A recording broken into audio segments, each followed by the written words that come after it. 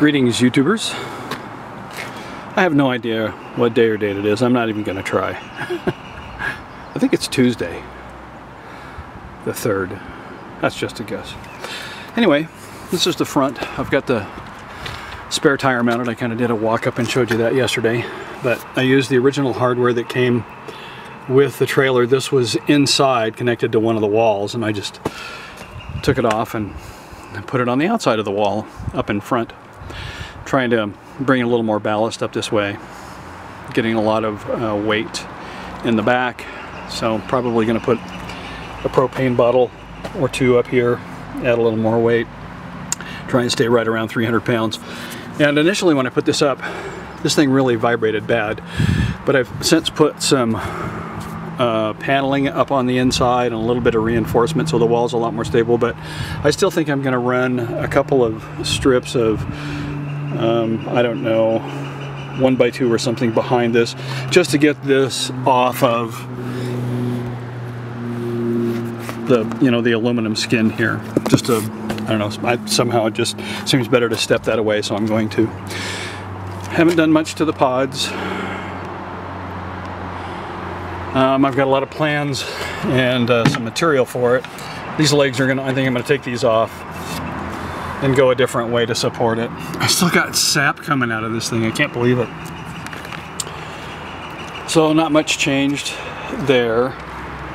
A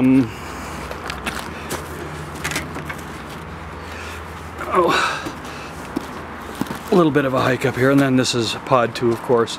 Again, not much change there, just the framework. I haven't put the legs on because I don't think I'm going to do that. I'm going to do something a little bit different. I got the solar panels all mounted. This is just a ramp and a board for me to get up and work on the roof if I need to. And then inside,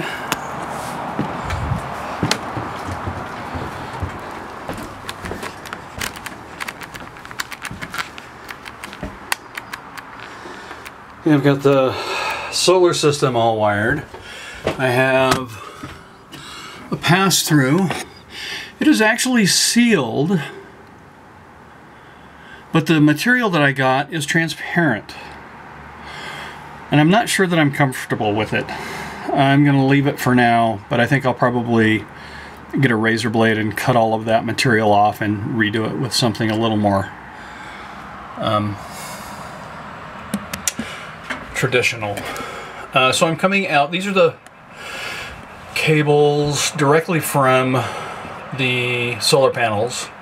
I have a 3-to-1 connector coming out of the 3 panels into one connector, MC4 connector, out of the MC4 connector into these 2 10-gauge extensions, and then into these transition blocks that are 10 gauge on this side, 4 gauge on this side, so that I could make the rest of the run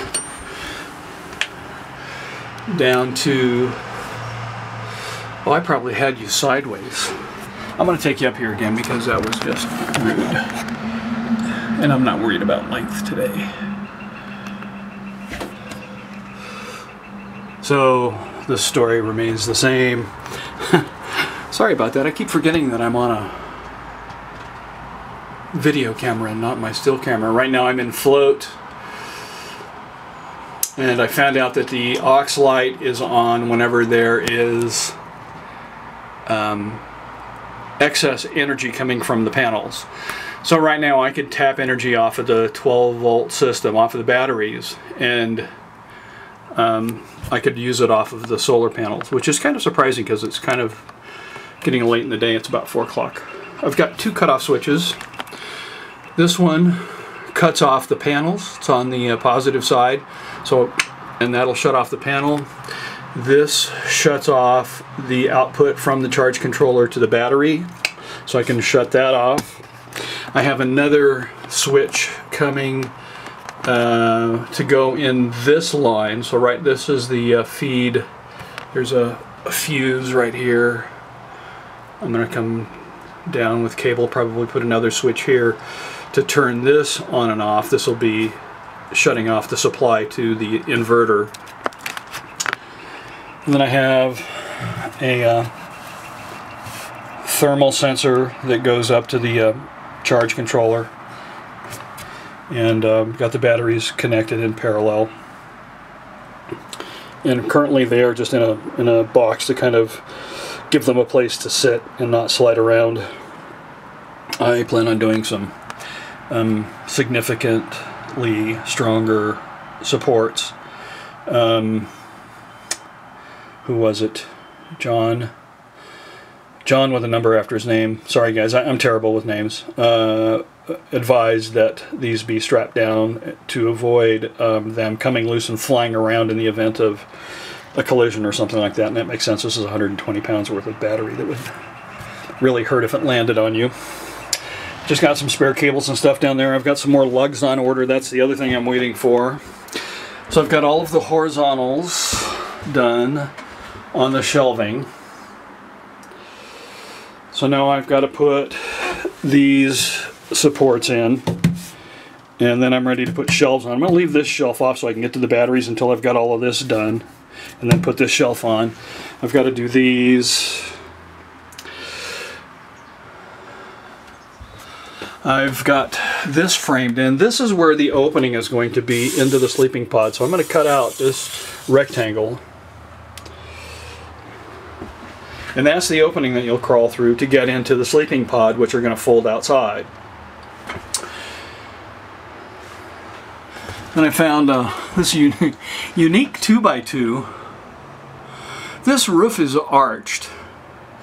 And my dad had this 2x2, Doug fir 2x2, sitting out in his pile of wood for God knows how many years. And it's warped. And it just happened to be the same curve as the ceiling, as the roof is. So I've used it to kind of prop up that that paneling there. Haven't done much more in the paneling in the front. It's still about where it was the last time I did a walkthrough like this. But I've got all of this framing done now. Well, I've started on this framing. I don't have all of it done. And then in here, I haven't gotten the frames up yet, but you can see the mark. This is where the rectangle for this sleeping pod is going to be, so you'll crawl in here. And this one's going to be a little bit different. There's going to be a cabinet here and a cabinet here with the opening here. And that's because we had to shift the pod this way 10 inches. Do you remember that video? Because this door jamb, while I could have built all the way up to here, the problem is that this wouldn't work because it would interfere with the sleeping pod, which is getting terribly washed out. Oops, there goes my door prop. So that's why this opening is in between two cabinets. So cabinet, cabinet, opening. This one is cabinet, opening, so it's a little bit different. I haven't decided what to do with the space behind here yet. About a foot away from that corner, foot towards me from that corner, is going to be the wall that comes across for the potty. It's going to start right about where this door jamb is, and there'll be a wall that goes all the way across with a door. And so you'll have some private space in there to use the bathroom. I'm going to put a vent up here. I haven't insulated this yet. And then I'm going to put another vent right up in here. This is right over the door. Here's the door. Here's a vent. So as you come in, this will be, you know, have some skylight to it. This is going to come out 13 inches from the wall and be braced just like this side, so there'll be two rows of cabinets on either side, leaving a 40-inch wide aisleway that goes all the way to the back of the trailer. And then we're going to take this ramp and right now it's at about a 45-degree angle because there's a rock wall that won't let it go down all the way. But when we're camping, that'll be able to go flat, and we're going to make that into a patio. And I'm still debating on whether or not I'm going to utilize the outside of that door for storage. So I could build something out there that would accommodate some extra storage. I think I'm going to wait until I see if I need it first. I think for now I'm going to have enough storage in the cabinets that I've planned. And speaking of plans, I think you guys may have seen these drawings, but that's kind of the layout.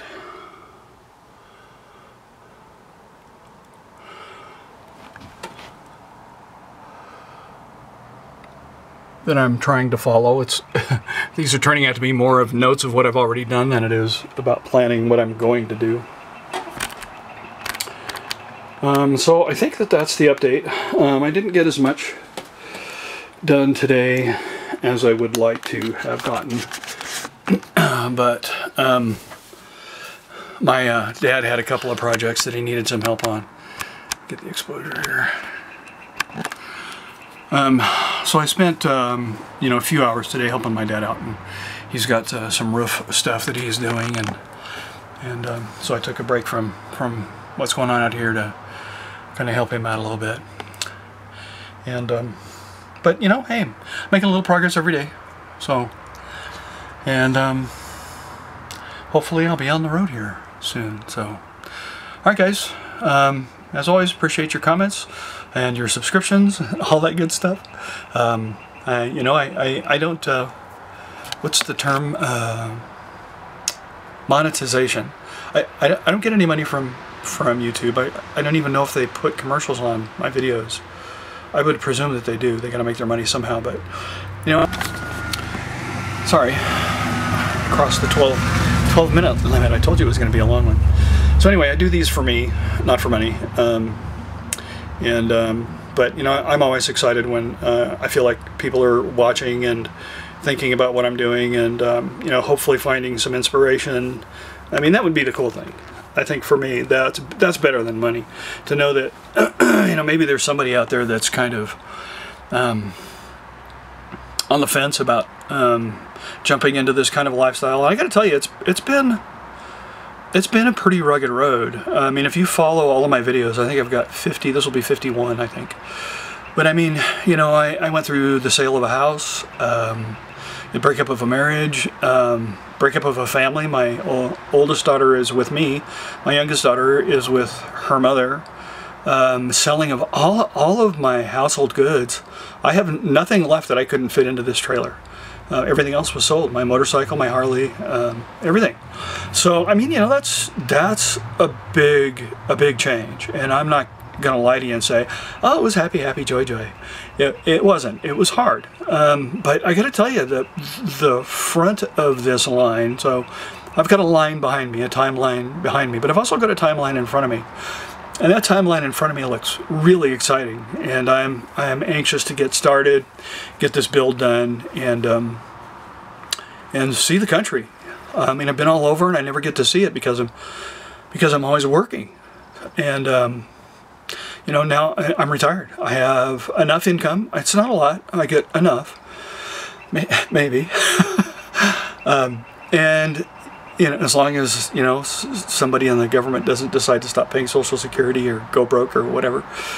But it's enough for me to get by, pay for gas, for food, and for a little bit of entertainment. And I think I've shared that my daughter likes to ice skate, so you know, maybe we'll be able to find an ice skating rink in this town or that town, and she'll be able to spend a couple of hours doing that. And so we've got an income, we've got resource. Got a plan. I got an RV coming together here that I'm excited about. So, so yeah, for me the payment is knowing that somebody got some help, some inspiration, or maybe took a look and said, "No way, Jose, I'm not going there." You know, even that's good, because it'd be awful if you got out here and then found out that you hated it. So, anyway, that's my spiel for today. It looks like this is going to be another 20-minute. I didn't mean it to go that long, but anyway.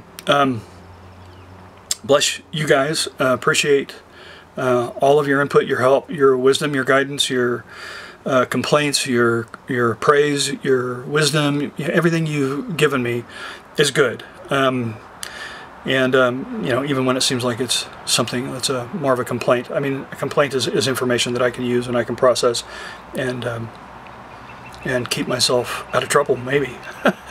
Maybe not. So, until next time. Later.